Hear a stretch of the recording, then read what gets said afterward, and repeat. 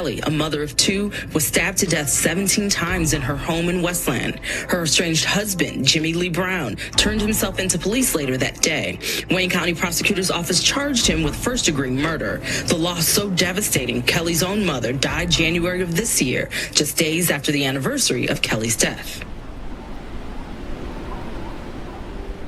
On January 7, 2024, Celeste Maize walked into her family's apartment on McKinney Drive in Westland, Michigan, expecting to find her mother getting ready for another day of helping domestic violence survivors.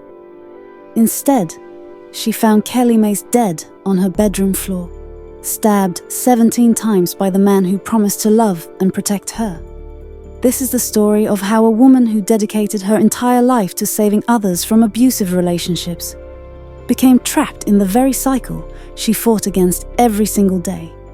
And the warning signs were there from the very beginning, hiding in plain sight like poison, disguised as medicine. But tomorrow we will be celebrating his birthday officially and our 5th anniversary. Our fifth, which feels like our 50th anniversary. And by our 10th anniversary, I will be divorcing him and marrying Ludacris. Hey, but you know what's so funny is that's if Ludacris is still alive after I send them dogs to get his ass. But you know, you talking to a street nigga. I mean, I might have that nigga hit. Hey Luda dog, I'm just with you. We ain't gonna have nobody you. Before we get too deep, please remember to like, comment and subscribe if you find the value in these discussions. Kelly Maize was born November 21st, 1974 in Detroit, the youngest of 3 children who would grow up knowing her as the one with the biggest heart. She earned her bachelor's degree in psychology from Central Michigan University. She pushed herself further, earning a master's degree in counseling from University of Phoenix, because she wanted to do more than just understand. She wanted to fix what was broken. By 2021, she was just months away from completing her 2nd master's degree, always reaching for more knowledge, more ways to help people who were suffering in silence. Kelly worked as a community training program manager and mental health therapist at Aguirre Health Incorporated, where she specialized in helping children and teenagers heal from trauma that should never have touched their young lives. But Kelly's expertise in trauma, her deep understanding of abuse, all of it came from a place of pain that she carried inside her own heart. So some advice. For those who have an ex-partner who moved on quickly after the breakup, say you had some spoiled milk in your refrigerator and someone came and took that spoiled milk and threw it out. And they threw that spoiled milk out, and as a result, you didn't get a stomachache. So God removed that person out of your life and they moved on. And as a result, you no longer have a stomachache. They are someone else's stomachache. So consider yourself, well, lucky. They've moved on. They're someone else's stomachache. And God is taking care of you. So be blessed. You no longer have spoiled milk in your refrigerator. In 2008, Kelly entered a relationship that would change the entire course of her life forever. The man's identity remains unclear from court records, but what happened next is documented in police reports that paint a picture of escalating violence and terror. On her daughter's first birthday in 2010, what should have been a day of celebration turned into horror when an argument escalated into brutal physical assault that left Kelly broken and bleeding. Kelly was rushed to the hospital with severe injuries that could have killed her, her body bearing the marks of a man's rage. Instead of staying silent like so many victims do, instead of hiding her shame and pretending everything was fine, Kelly made a choice that would save countless other lives. Kelly transformed her trauma into purpose, turning her pain into power. She found the strength to leave that abusive marriage, packing up her life and her children to escape the man who had nearly destroyed her. Then she did something extraordinary. She created a non-profit called A Survivor's Story, giving other victims a voice when theirs had been silenced by fear.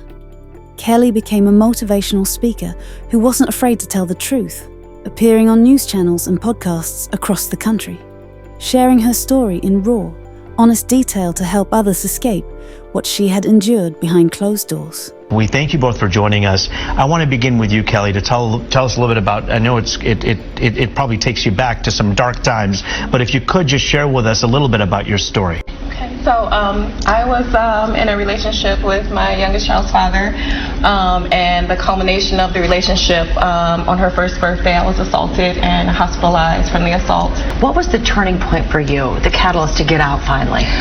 So my oldest daughter, she was 13 at the time. She, when I came home from the hospital, she told me, she was like, Mom, I'm kind of tired of seeing bruises, healing over bruises. And she said that I'm going to go live with my dad unless you leave. And that was like my moment where, like, that surreal moment where, like, I need to do something. I'm hopeful for a world without domestic violence. But then she met Jimmy Lee Brown, and her story took a turn that no one saw coming. Jimmy was 31 when they started dating, a man who seemed different from her past. He was a rapper who went by the stage name Supa Emcee, and had even appeared in the movie 8 Mile alongside the famous rapper Eminem, which gave him a certain appeal and recognition.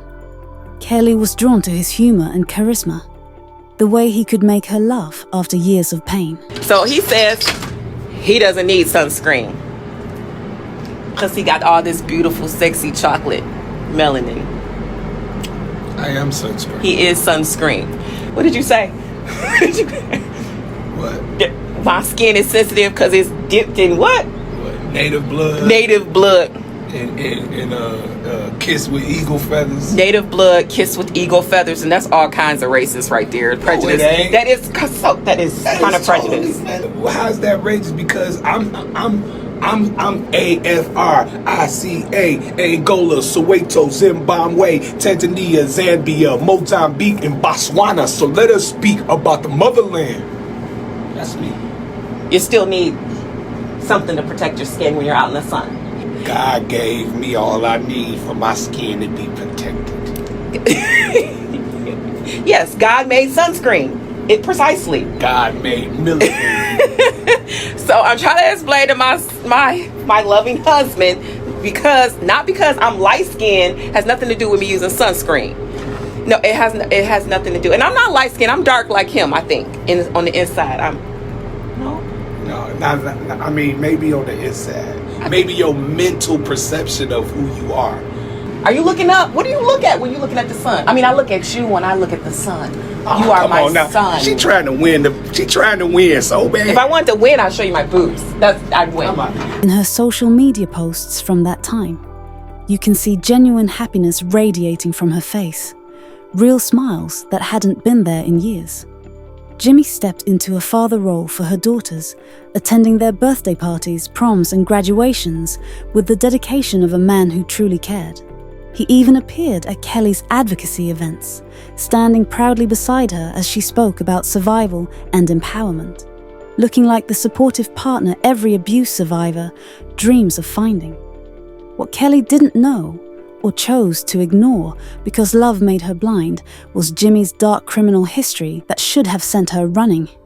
In 1993, Jimmy was convicted of using a gun in 2 separate violent crimes.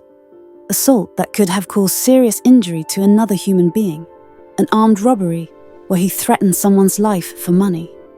He served prison time for both offenses, years behind bars that should have been a warning to anyone who got close to him. This is the first red flag that Kelly missed, the same warning sign she had taught thousands of women to watch for. When someone has a documented history of violence, especially with weapons, that pattern doesn't just disappear like magic. It stays buried, waiting for the right moment to explode again. Kelly, despite all her training and experience helping abuse, victims recognized danger, made the same mistake she warned others against in every single speech. She believed love could change him, that her love would be enough to heal his violent past. They married in 2015, standing before friends and family as Kelly promised to love and honor the man she believed had changed from his violent past. For over 13 years, their marriage appeared stable from the outside. like a picture-perfect family that other couples might envy. But behind closed doors, Kelly's daughters witnessed something completely different, something that made their stomachs turn with familiar dread. They saw what started as playful teasing slowly transform into sharp-tongued arguments and disagreements that echoed through their home like warning bells. The tension grew so thick you could cut it with a knife, so bad that both daughters begged their mother to leave Jimmy before it was too late. Think about that for a moment and let it sink in. Two young women who had watched their mother rebuild her entire life after one abusive relationship were now watching helplessly as she slipped into another one, like history repeating itself in the cruelest way possible. They could see what Kelly couldn't or wouldn't admit to herself, that the man she loved was slowly becoming the monster she had once escaped. But Kelly stayed, despite everything she knew and everything she taught. The woman who told countless others to leave dangerous relationships. The expert who could spot red flags from miles away chose to fight for her marriage instead of fighting for her life. Early 2024 brought Kelly to her breaking point, the moment when even her endless hope finally cracked under the weight of reality. She finally told Jimmy what she had told her first abusive husband years earlier, the words that took every ounce of courage she had left. She was done, finished, and she was leaving him no matter what he said or did. Jimmy appeared to accept this decision calmly, like a man who understood that love sometimes dies and marriages sometimes end. They remained in contact for practical matters, dividing belongings and handling paperwork like civilized adults. No dramatic fights that neighbors could hear, no public scenes that would embarrass either of them. But this calm exterior masked something deadly that was building inside him like a storm ready to explode. Court documents show that Jimmy became obsessive and angry after Kelly's decision, his mind spinning with thoughts of revenge and betrayal. To him, her choice to leave wasn't about her safety or happiness or the right to choose her own path. It was betrayal of the worst kind, a slap in the face that he couldn't accept or forgive. On the morning of January 7th, Celeste returned home to their apartment, expecting to find her mother getting ready for work, or maybe having coffee in the kitchen. Instead, she found the apartment eerily quiet, the kind of silence that makes your heart race before your brain understands why. The lights were on like someone was home. Kelly's belongings were untouched and in their usual places. But Kelly wasn't responding to calls or texts, and something felt terribly wrong. When Celeste reached her mother's bedroom door and pushed it open, she found Kelly collapsed on the floor in a pool of her own blood, surrounded by the evidence of someone's uncontrollable rage. Multiple deep cuts covered her neck and chest, wounds so severe that there was no hope of survival. Celeste called 911 immediately, her voice shaking as she tried to explain what she was seeing to the dispatcher. When Westland police arrived at the scene, they confirmed what Celeste already knew in her heart. Kelly had been stabbed 17 times, with most wounds concentrated around her neck and chest, like someone was trying to silence her forever. The attack was so vicious, so filled with rage and hatred, that even experienced officers were stunned by its brutality and couldn't understand how one human being could do this to another. But here's what makes this case even more chilling than a typical murder. Jimmy Lee Brown walked into the Westland Police Department just hours later and surrendered himself like he was turning in a library book.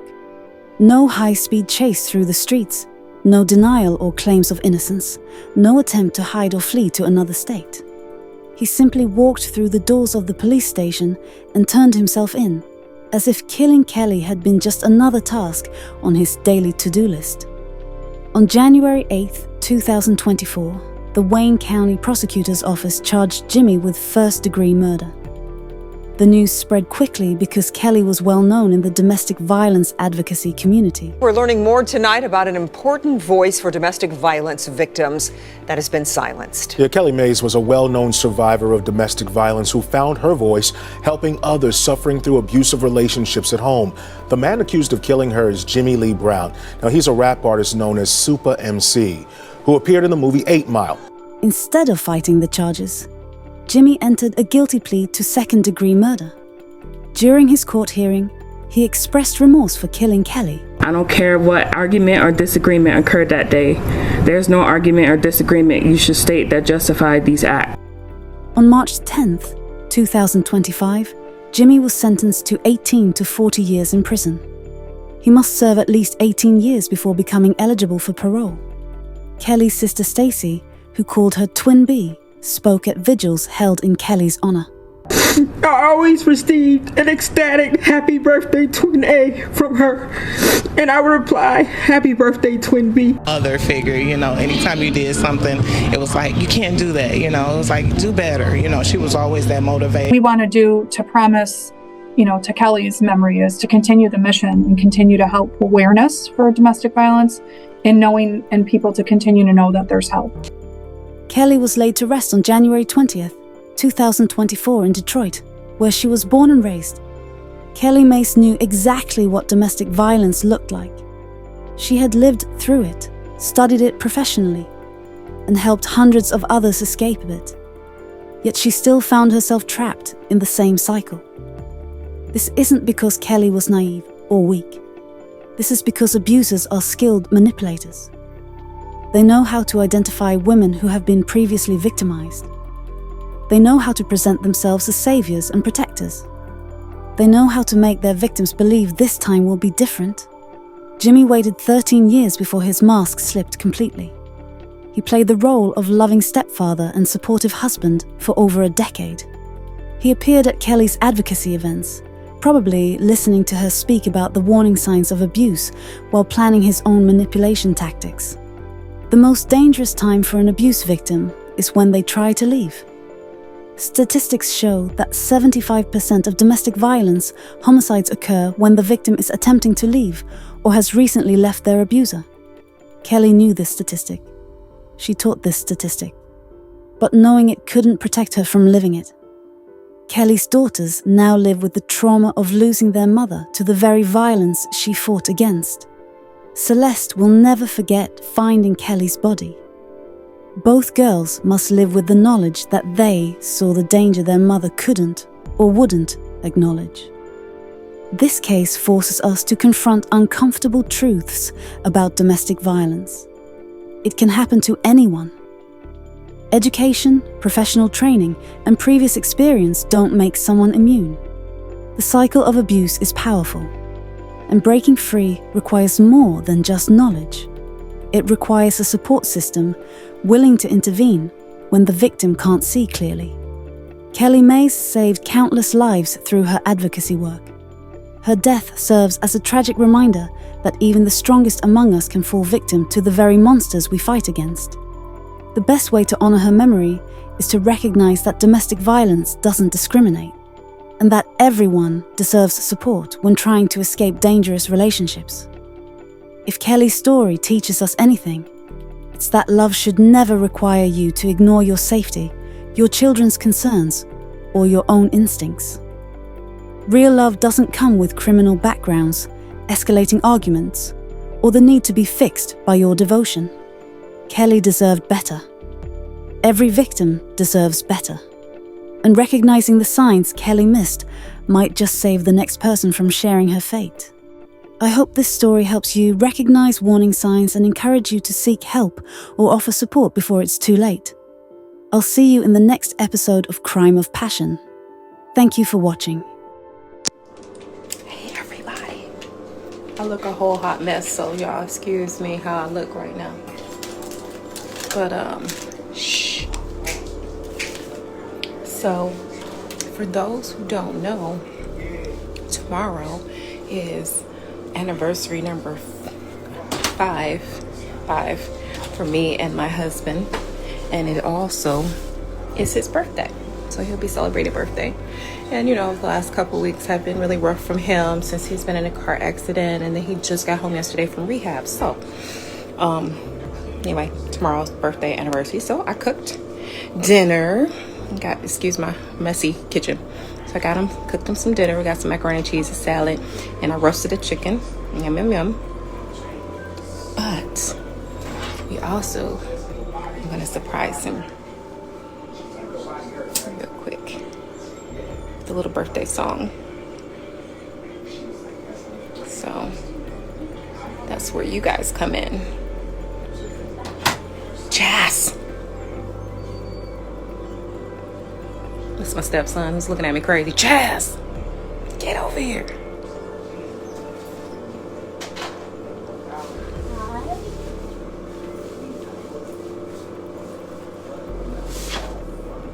So what do you want to do? Do you want to carry the cake or you want to carry the phone?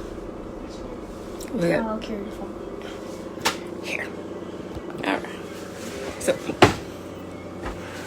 we're gonna go sing "Day" to the birthday boy and happy anniversary, happy birthday-versary. Okay. So ready? Focus.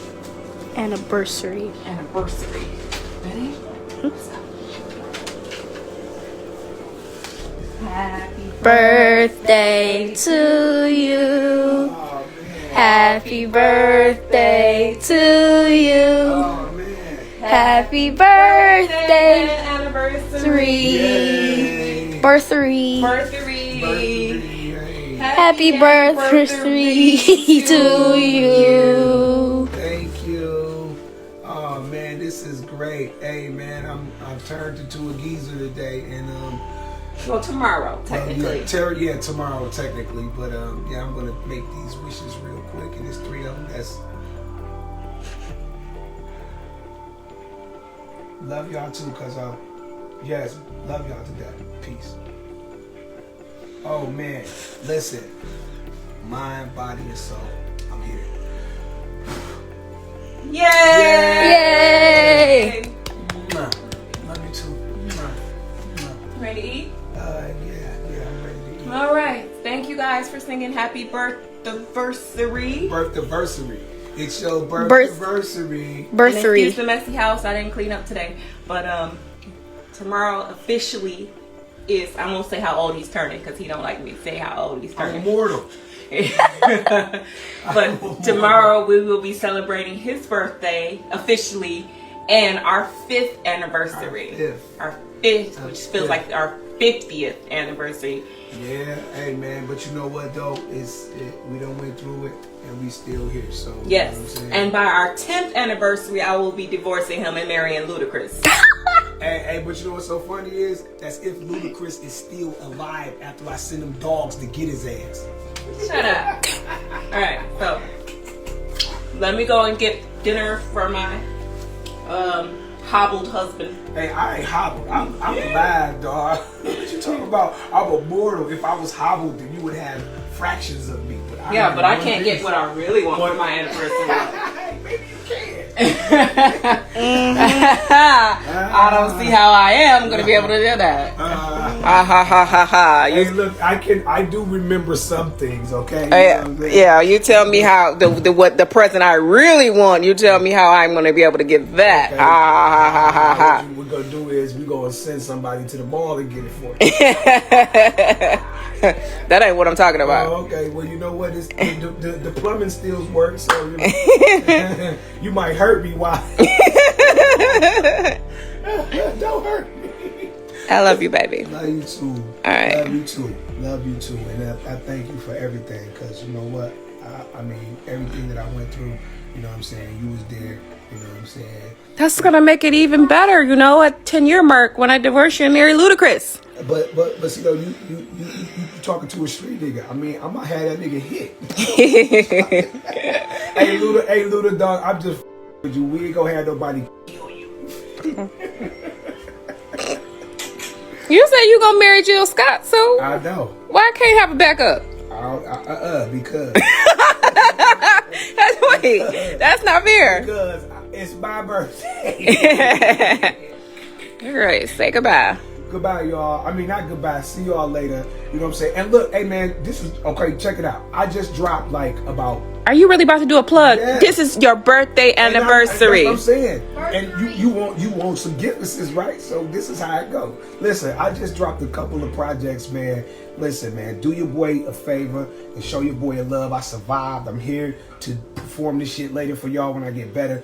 go on my page and hit them links, man. Download them joints.